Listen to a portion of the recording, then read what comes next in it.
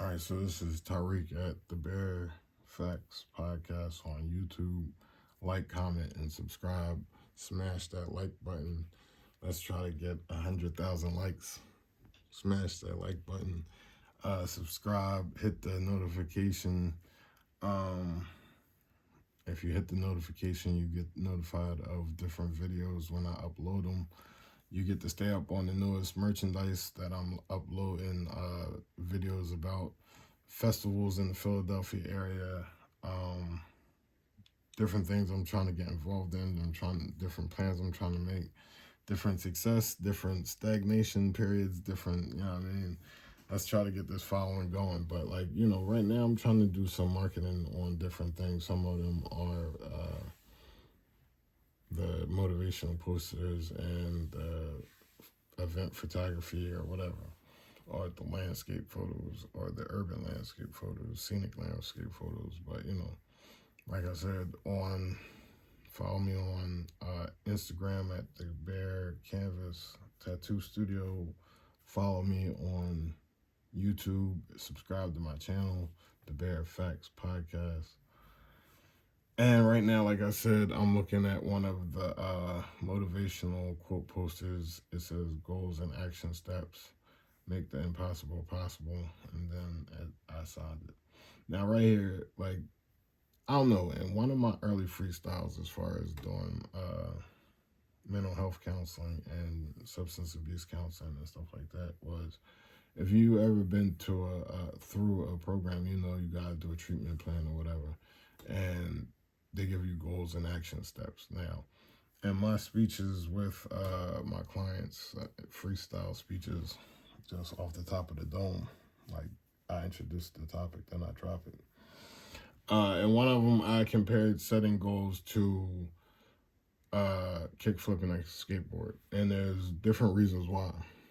Because, like, as a trained therapist, it's one of the foundations or one of the tenets and the beliefs is to be person centered and goal oriented, and in certain instances, but person centered and individualized. Now, when they say that, it means a couple different things, but I would think for the base root, if you have the knowledge, it means something clear in clinical dialogue. So, um, like person centered, they have the right to choose their treatment and how the direction of treatment. They have their right to refuse treatment recommendations by the therapist, psychiatrist, whoever, whatever. Uh, they're the expert at their own treatment, So that says one thing. So when I'm saying that, to saying somebody the example of kick flipping the skateboard with short-term and long-term goals, like, you go through the steps of kick flipping a skateboard. So you might first have to learn how to ride on the skateboard, how to kick the skateboard, how to balance yourself on the skateboard, how to do different basic flatland stuff on the skateboard before you can even start to try to do the ollie or the bunny hop or whatever you want to call it. And you gotta learn how to wheelie on the thing, manual, whatever you want to say, on the skateboard before you might be able to do a bunny hop or a ollie or whatever you want to call it, the little hop skip thing. So then those might be your first three long-term goal or short-term goals that might take 9 months, and your ultimate goal to kick flip a skateboard, which might take 12 months, it might take 24, but you get the drift. And when I say that, it takes that, all right, so you got to accomplish riding it and getting the balance, and then that might take 30 days. You might have to take 30 days to ollie or wheelie. The wheelie, we'll go with wheelie or manual, the skateboard. Then you might take another 30 days to jump on the skateboard, ollie on the skateboard, bunny hop on the skateboard, whatever you want to call it. And then it might take you 6 months. might take you 60 days to begin to get it the kick, flip, and spin and land it. You get what I'm saying? So all that right there, that's 100 days, I think, or maybe it's 120 days, because we went whatever. So like, yeah, I mean, those are the short term goals going up to the long term goals. So I'm saying that, and like I said, in different instances, like in all instances, clients have the right to decide, make their decisions on their treatment. They're the master of their own treatment. So like, when I'm saying different things, that's what I'm basically saying. The person centered and the individualized. And when it comes to the individualized, it's like, okay, you with that first person centered attitude and clinical, like that's the only three key words you gotta say, and then two different approaches. But the individualized is like kick flipping that skateboard. They have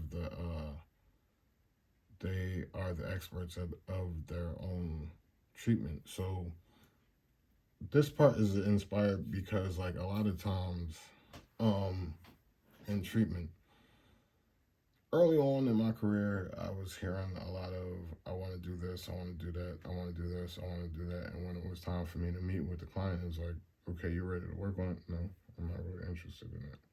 So it's like, all right, okay. And no, I don't hold that against them. That's just a familiar story. I'm sure that's familiar throughout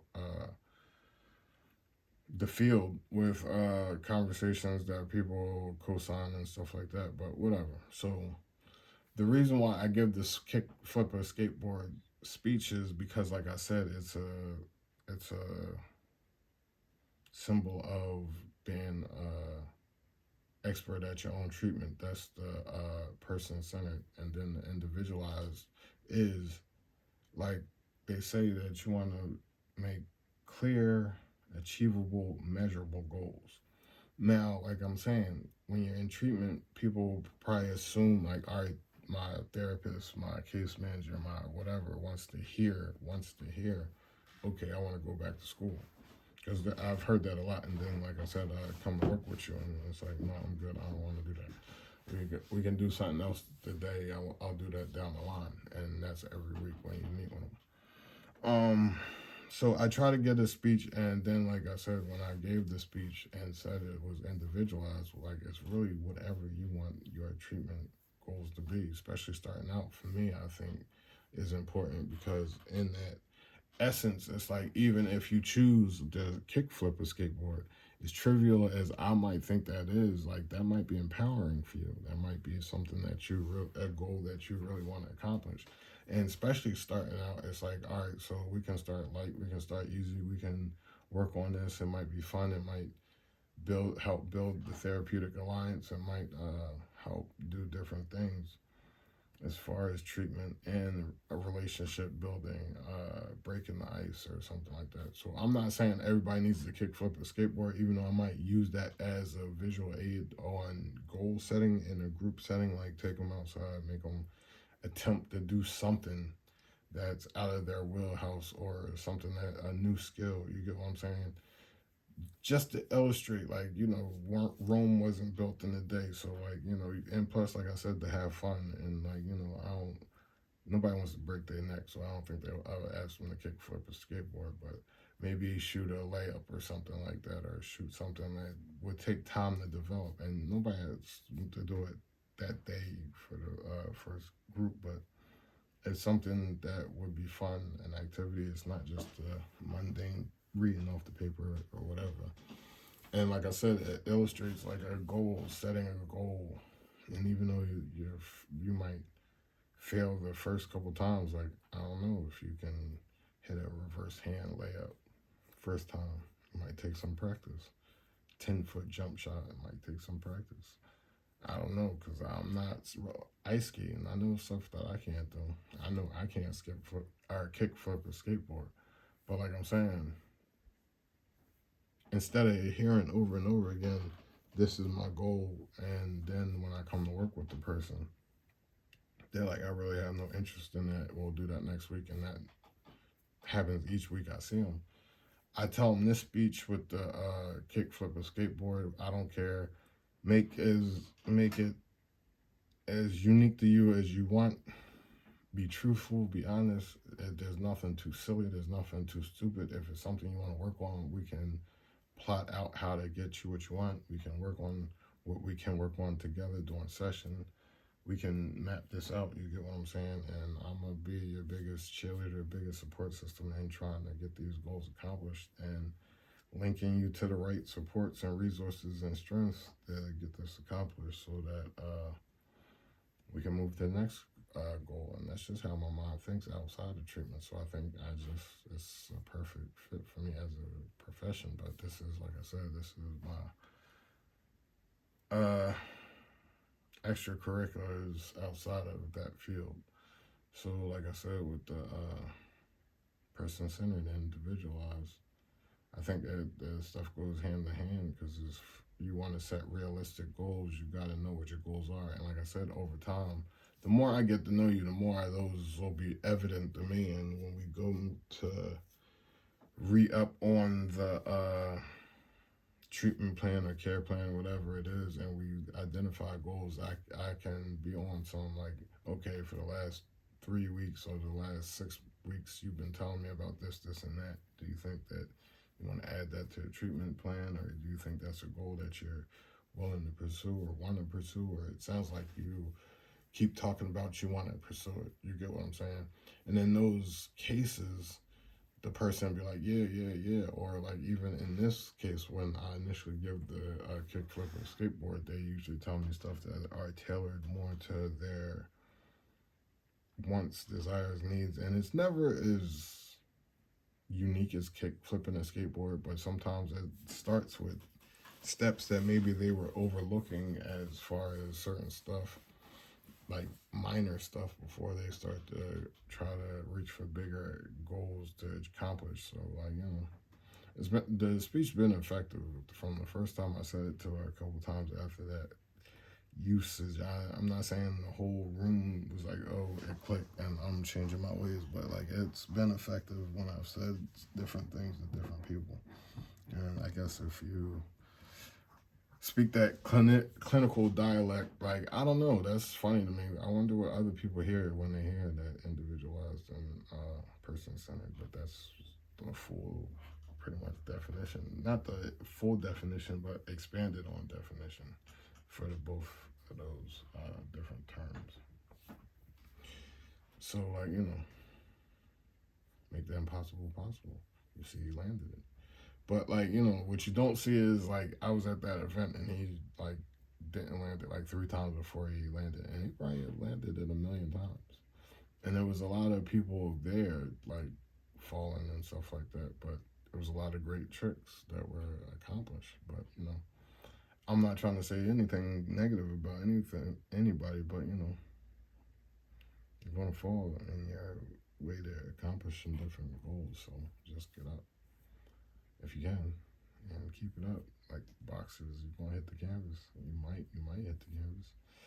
9 times out of 10, you're going to hit the canvas at some point. The point is that how you get up and keep moving forward. So, there's that.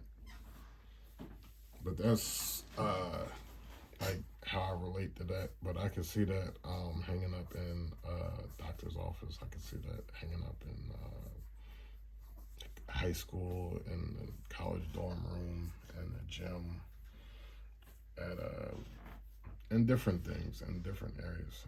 That's another banner view. And then this is a different poster. This is history in the making, create moments that last. And the thought process behind this is, I was at the event. It was a skate competition. I was there. I was enjoying the skate competition. I was getting some event for photography shots, portfolio builds, unofficial, but still. And then I just thought of this, like, I'm in the video watching them do this while the skate competition is going on. So this is the before, this is the during him, like basically changing the landscape through his art. And this is after, like, the paint's still drying and people are riding on it. So it's history in the making. You get what I'm saying? And you see the footage if you look at it. It's on the YouTube. And then I'm gonna skip down here. I'll come back to that. This is an image I captured. This is a candid shot, and I like it. I like the tree over here. I like the couple surrounded by the grass on this side and stuff like that. And then looking out at the lake. It says capture a love that makes moments still and tranquil. So that's that one. And then it says share in the moments that bring peace and tranquility. That's that version. It says visit Philadelphia, PA, Franklin Delano Roosevelt, FDR Park. Bam, that's that one. Embrace the moments that last a lifetime. Just toying. I just scribbled those out.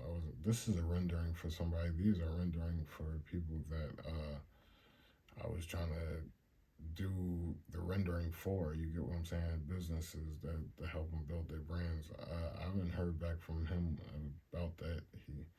This guy didn't end up using these Jones. This is like a collage poster that somebody might want, or a tattoo. That's what I was just doing when I first really started messing with Procreate. I was just thinking of things I could learn with and try to do to learn. Now that again was my thinking behind this rendering was like 95 goes from Maine to the Florida Keys. So like, that's a pretty distinguished road. We're from the Philadelphia area. Me and the individual I did this for, they had ties to the South. Like I said, it had nothing really to do with me, but like as a BOGO or a street sign. And the thing was their entertainment shit was fast lane, whatever. So like, I put the 95 on there. I put the street shit on there. Well, I did eat this shit. I did eat. Diddy Combs this shit. I was the visionary while I had my homie. Like all of my graphics I do myself. Now this guy had more advanced skills than me. Like he did this with vector art and then different stuff, which made it super quick. And his knowledge, it was like watching fast computer work. So yeah, I mean, like I got basic knowledge on different things, but between this design and then this design, there's difference.